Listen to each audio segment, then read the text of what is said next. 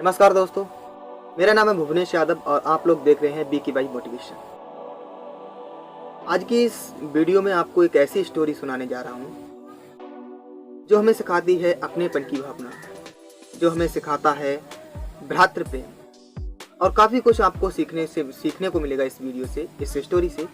तो प्लीज़ देखते रहिए और चैनल पर नए हैं तो चैनल को सब्सक्राइब कर लीजिएगा और बेल आइकन को प्रेस कर लीजिए, जिससे कि और नई स्टोरी अपलोड हो तो सबसे पहले आपके पास आ चुके। तो चलते हैं इस स्टोरी की तरफ। भगवान श्री राम, लक्ष्मण और सीता मैया तीनों लोग चित्रकूट पर्वत की ओर जा रहे थे। रास्ता बहुत पथरीला और कटीला था। अचानक से उनके पैर में एक कांटा चुभा। कांटा चुभने से भगवान श्री राम को ना तो बिल्कुल भी कष्ट हुआ और ना ही रुष्ट हुए और ना ही बिल्कुल क्रोधित हुए, बल्कि हाथ जोड़कर वो माँ धरती से अनुरोध करने लगे और बोले, हे माँ, मैं आपसे अनुरोध करता हूँ, एक विनती करता हूँ कि आप स्वीकार करेंगी। माँ बोली, हे प्रभु, आप प्रार्थना नहीं बल्कि मुझे आज्ञा दीजिए, मैं सब कुछ करने को तैयार हूँ। भगवान श्री राम ने कहा कि हे माँ, मैं आपसे बस इतनी ही विनती करता हूँ, इतना ही कहना चाहता हूँ कि जब मेरा भाई मेरी खोज में इस पथ से गुजरे तो आप बिल्कुल नरम हो जाना।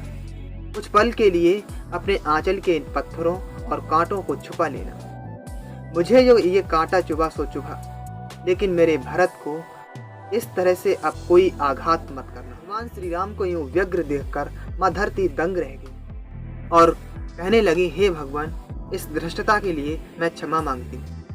और उन्होंने कहा कि हे भगवान, जब आप इतनी सहजता से ये सब सहन कर सकते हैं तो फिर आपका भाई भरत इतना सुकुमार है, तो फिर आपके मन में भरत को लेकर के इतनी व्याकुलता क्यों है?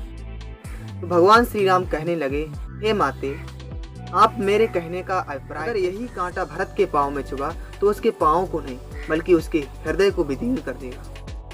धरती माँ ने जिज्ञासा भरे स्वर में कहा, हे भगवान, उसके हृदय को विदीर्ण कर देगा, ऐसा क्यों? तो भगवान श्री राम ने कहा, भरत अपनी पीड़ा से नहीं बल्कि यह सोचकर दुखित होगा कि इसी कटीले रास्ते से, इसी पथरीले रास्ते से मेरे भैया राम गुजरे होंगे और यही पत्थर उनके पैर में चुभे होंगे, तो भला उन्हें कितना कष्ट हुआ होगा। मेरा भरत कल्पना में भी मेरी पीड़ा सहन नहीं कर सकता। इसलिए हे माँ, आपसे मेरी प्रार्थना है कि उसकी उपस्थिति में आप कमल की पंखुड़ियों की तरह बिल्कुल कोमल हो जाना। मैं आपसे इस तरह विनम्र निवेदन करता हूँ। इस कहानी से सीख मिलती है कि रिश्ते अंदरूनी एहसास और आत्मीयता की अनुभूति के दम पर ही टिकते हैं। जहाँ गहरी आत्मीयता नहीं, वहाँ निश्चित ही रिश्ते दिखावा ही होंगे। इसीलिए कहा गया है कि रिश्ते खून से नहीं, परिवार से नहीं, मित्रों से नहीं, बल्कि सिर्फ और सिर्फ आत्मीय एहसास से बनते